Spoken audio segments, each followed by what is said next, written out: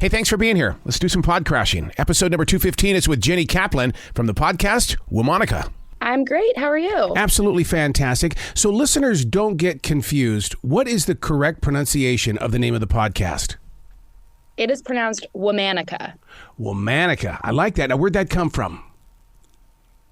You know, we were trying to think about names that felt that were sort of an homage to the books and research sort of tomes that we all had to sift through growing up and going through history classes, because so many of those things we felt like missed out on the amazing and dynamic women from around the world and throughout history that we wanted to feature. So it's sort of a nod to those kinds of books. And the history that you share, my God, your nose must be in encyclopedias, or you're all over Google. I mean, the name Corazon Aquino, that was once a major part of every one of our vocabularies.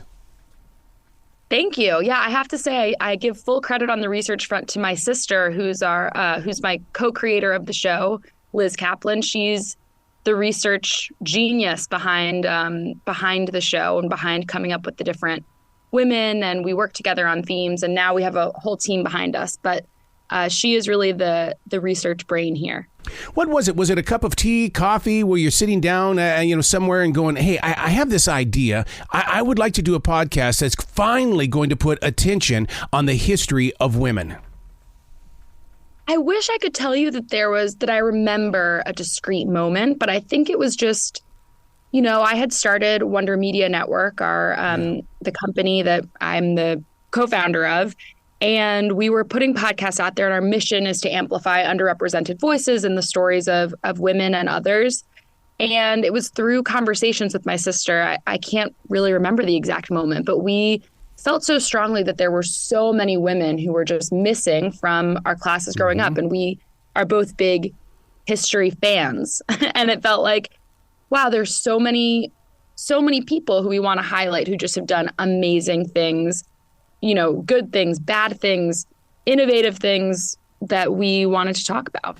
Well, one of the things that it does, and this is the crazy way that I think that this finally puts a face inside the imaginations of high school students, maybe even middle school students, where they're going, oh my God, a woman did this. Like Elizabeth Packard. I mean, her husband institutionalized her, but she fought her way back. How many people feel trapped and feel like, I'm going to give up. This is where I'm going to stop.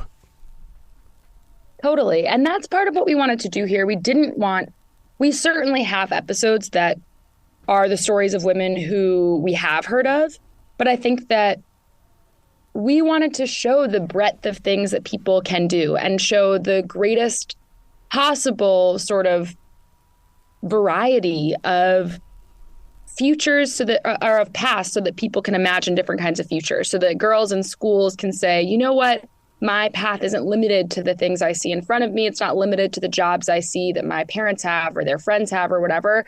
Actually, there are so many different things I can do. And even for older folks thinking about what they want to do next, the different chapters they want to have in their lives, we want to feature all different kinds of stories so that people can be inspired, not only to learn about the past in a more thorough and empathetic way, but also so that people can imagine different kinds of futures. One podcaster to another podcaster here. A lot of people think that you and I are insane by doing stuff daily. They think that, well, you only need one episode or 2 episodes a week. No, it's a presentation. You want to be present. Is that your goal?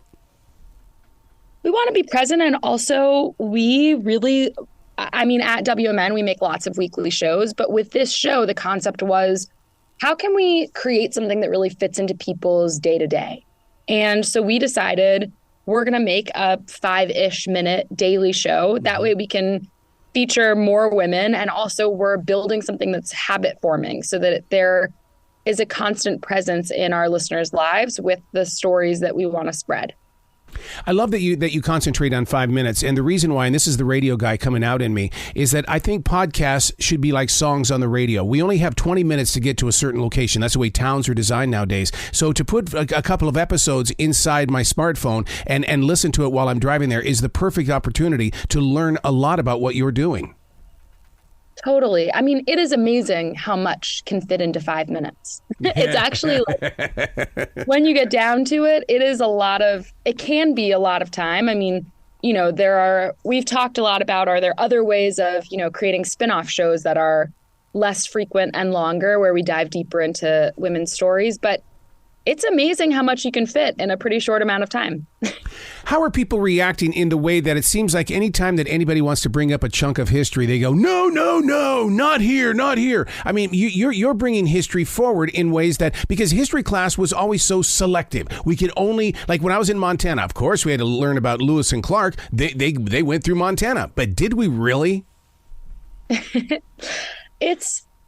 When we first started the show and through the years, through year one, through to year two, Yeah. even through year three, we got the question a lot, aren't you going to run out of women? Which I think is a pretty hysterical concept and is one of the reasons why this show is so important.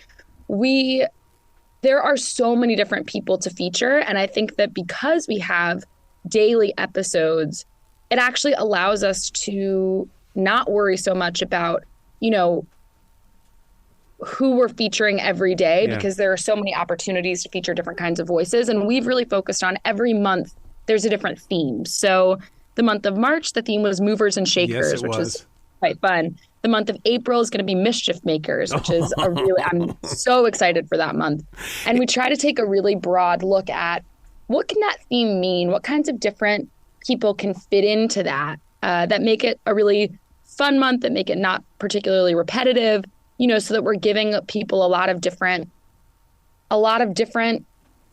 stories. Because at the end of the day, podcasts are entertainment. Yes. So we want people to get this history. We want people to be learning.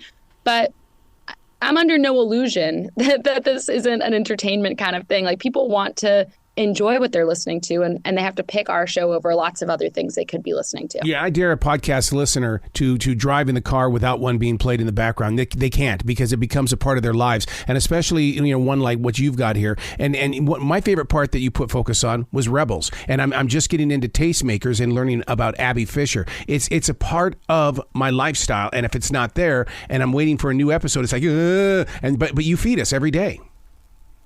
It's been really fun, even on our team, to understand which themes people like most, because, while many, I think, of our producers thought that they would like some of the inspirational themes, like, dreamers or pioneers or all different. We've done so many different STEMinists. There's so many amazing women we've featured that are really inspiring.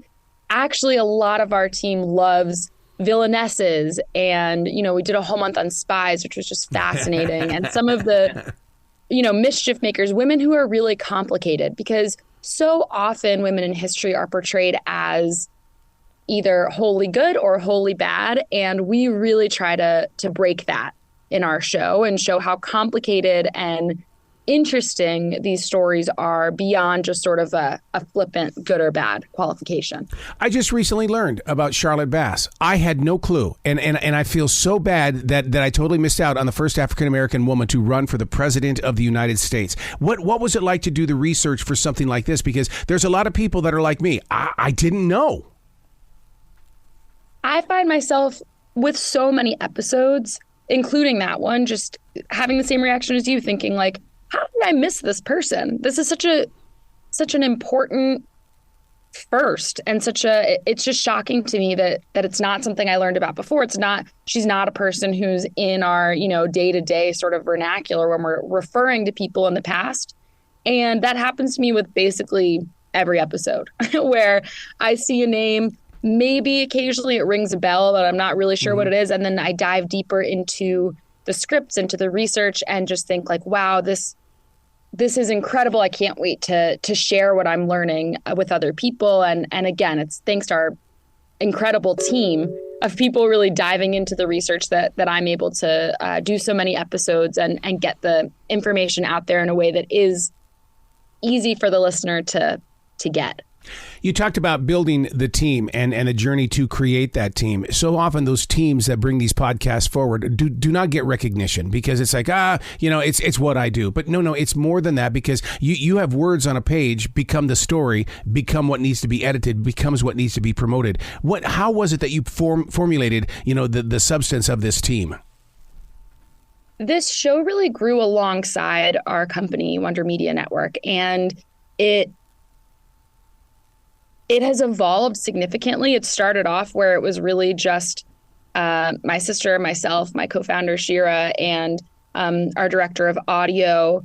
And we have, and as we brought producers on, this became a show that everyone at the company really touches because there are so many episodes, and we wanted to make sure that this didn't get boring, that we didn't fall into a trap of it feeling like a slog that episodes come out every day. So as our team has expanded at Wonder Media Network, everyone is involved in this show in research and scripting, and we have lots of editors now. We have lots of, producers. The production team really is on a rotation so that we make sure that every episode is given the attention that it's due because these women are so fascinating. So we've worked a lot on trying to figure out how do we have a lot of hands on this without making it feel like, it's created by committee and making it not a good output because there's so many people. How can we use the incredible team we've put together at this company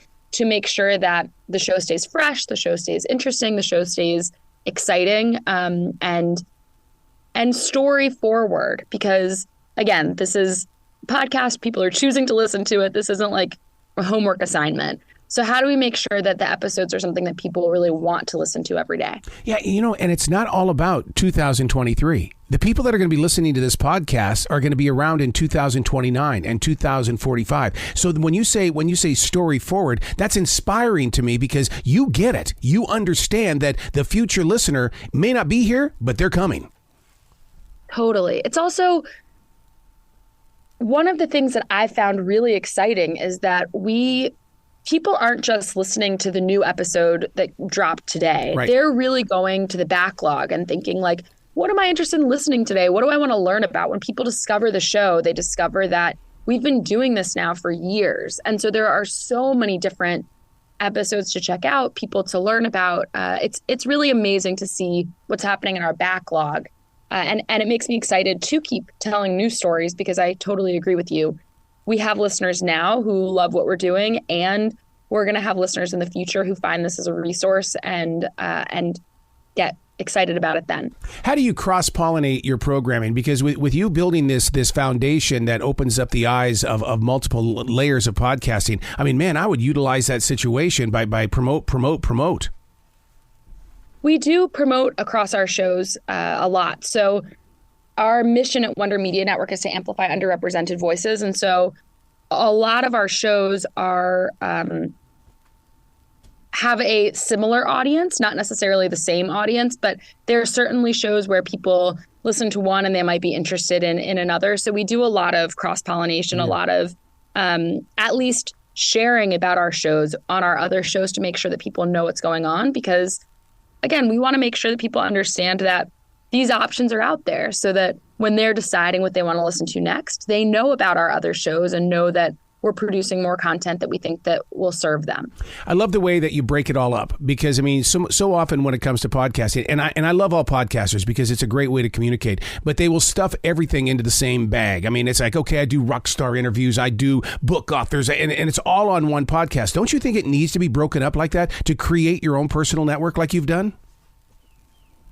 I think that it's really important to have a clear purpose for each show because you have to sell it to the listener. And as a consumer, when I am going to decide what I'm going to listen to next, I am picking shows because I really know what they're doing and what I'm getting from them. So I think that there are certain cases where they're incredible interviewers and they can have all sorts of different guests on. But even when you have all sorts of different guests, or even when you're featuring all different stories like we do on Womanica, having a really strong unifying theme, I think, is essential because otherwise, as a listener, I'm going to tune out. I'm going to zone out because I'm like, why are we talking about this right now? I don't understand what the connection is here.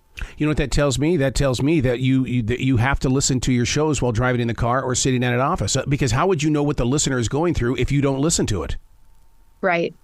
Yeah. I am constantly listening to audio all the time. You'd think that given that it's my job, I would not want to do it, on my own commute or when I'm home. But I always have headphones in and I'm trying to figure out what the best stuff out there is so that we can learn from different shows and try out different formats and think differently about audio and how it's going to grow in the future.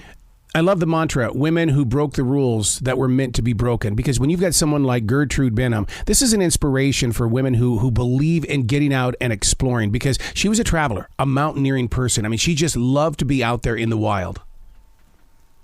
It is amazing to me. There are a number of women we've highlighted who are just adventurers. And it's so fun to learn about these women who, you know, in today's day and age, it's like, a lot of people feel nervous to travel alone, to do different things. And we've highlighted women who did that 100 years ago and trekked up mountains and explored, you know, totally unknown areas to them and figured out different cultures. And it's just really, really inspiring and engaging to hear about women who blaze trails in different ways, whether it is, you know, literal adventuring, exploring, or, you know, women who invented things that we still use today.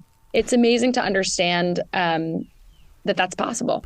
This is the type of podcast that creates conversations. You could be at dinner, you could be just with a small group of people. Somehow, some way in that conversation, somebody's going to bring up something that's very relatable to your podcast, and you're going to say, you're not going to believe what I just learned. I don't know how you picked out this person that you're talking about, but I just learned about this person.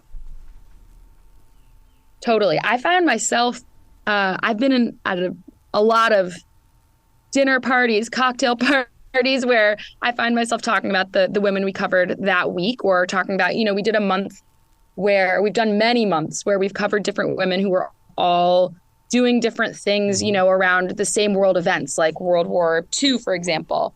And I find myself thinking about this just real life Marvel universe of women, sort of, you know, real superheroes who were spies, who were journalists, who were entertainers, who turned into spies or soldiers or whatever it was, all during the same period that was changing the face of the world, like in World War II, who were engaged in different activities at the same time, in different places all over the world, doing things that led to the outcome we know today of that war. So it's really fascinating to not only be able to have discrete, interesting stories of women, but also to have them put together where you can see sort of a slice across time and location of what was going on at any given period with different women all over the world. And isn't it weird how, yeah, sure, it says the date when they did what they did, but in reality, it feels like it just happened yesterday, or it could have happened?